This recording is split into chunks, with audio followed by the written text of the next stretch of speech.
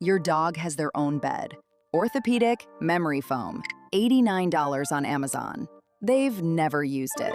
Instead, they're here, taking up 73% of your mattress, one paw on your face, butt in your ribs. You assume it's because they're spoiled, or clingy, or they just really like your pillow. Wrong. And the real reason? Scientists didn't figure it out until 2015, and it has nothing to do with warmth.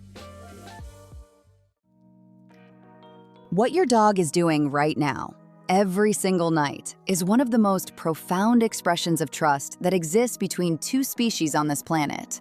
And it started 15,000 years ago.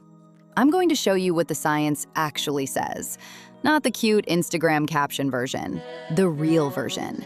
Because once you understand what's happening in their brain when they choose to sleep next to you, this explains something your dog has been trying to tell you for years. And the strangest part? Sleeping next to you might actually be calming your nervous system while you sleep. Let's kill the warmth theory first. Dogs sleep with you because they're cold. Cool, except your dog has options. Sunny spot by the window, the couch, that pile of laundry you've been avoiding, a radiator pumping 75-degree air directly into their face. If warmth was the goal, they'd sleep there. But they don't. They walk past all of it, climb onto your bed, circle 3 times, flop directly onto your legs. Why? Because sleep is the most vulnerable state any mammal can enter. Your dog's brain, hardwired by thousands of years of wolf DNA, is screaming at them to find somewhere dark, hidden, and defensible when they're unconscious. And instead, they choose to sleep next to a human who's 10 times their size, snores like a lawnmower, and occasionally kicks them in the ribs at 4 a.m. That's not about temperature. That's trust. Scientists ran a test normally used on human babies. Here's how it works. Put a baby in a room with their mom. Mom leaves, baby gets upset. Mom comes back, baby calms down immediately. That reaction, that's secure attachment. The kid knows mom is their safe person. They ran the same test with dogs. The results?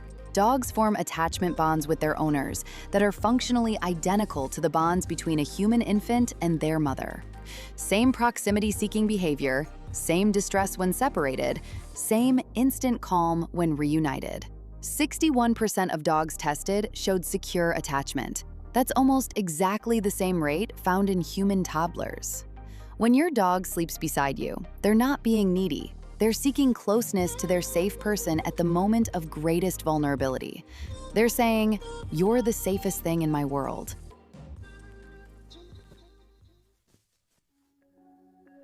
Here's what scientists discovered in 2015, and this is the part that changes everything. They measured a chemical called oxytocin in dogs and their owners during interaction. Oxytocin is the bonding hormone, the same chemical that floods a mother's brain when she holds her newborn. Here's what happened. When a dog gazes at their owner, both brains release oxytocin simultaneously, across species. The dog's oxytocin spikes, the owner's oxytocin spikes, which makes the dog want to gaze more, which makes the owner feel more bonded, which makes them gaze back. It's a feedback loop, a neurochemical loop that no other animal on Earth shares with humans. They tested wolves raised by humans. The loop didn't activate. This co-evolved specifically between dogs and humans. Now think about what happens over 8 hours of sleeping pressed together. That loop? It's running all night. Your dog isn't just sleeping next to you. They're biochemically bonding with you while you're both unconscious.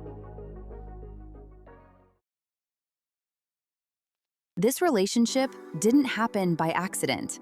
Around 15,000 years ago, the friendliest wolves started living near human camps.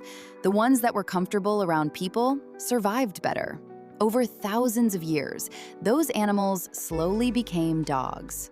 Geneticists later discovered something remarkable.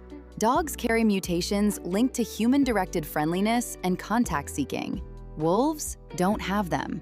Which means your dog wanting to sleep beside you isn't just habit, it's evolution. Now, believe it or not, it gets weirder. Scientists tracked 40 adults and their dogs over 7 nights using sleep monitors. The data showed dogs objectively disrupted human sleep. Movement, repositioning, the occasional 3 a.m. stretch that takes out your shin. Sleep quality was measurably worse.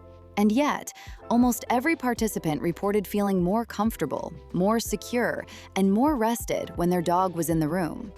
How? Follow-up research found the answer.